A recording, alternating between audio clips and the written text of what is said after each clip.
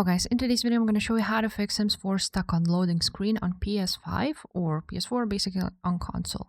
So anytime there's a loading screen, you want to keep clicking X on your controller until it's fully loaded.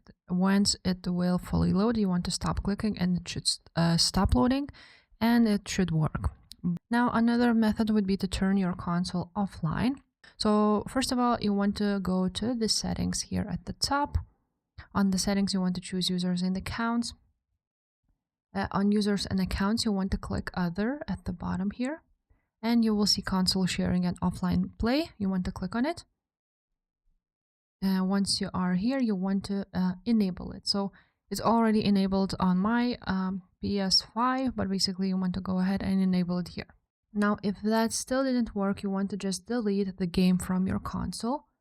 Now, once you will delete your game, you want to delete the saved data. So you're going to go to the settings at the top. Once you are on settings, you're going to scroll to the bottom almost and you will see save data.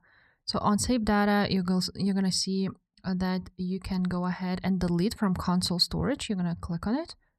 And you also want to do the same on cloud storage if you have a PlayStation Plus. So now this will load up and you can go ahead and delete it from here. Just gonna select it and click delete. After that, you want to go ahead and re-download the game.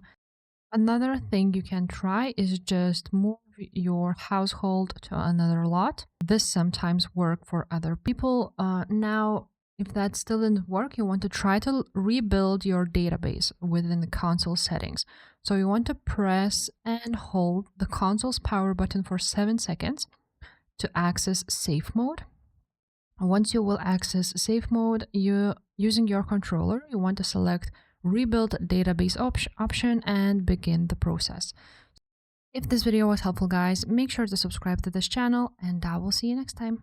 Bye.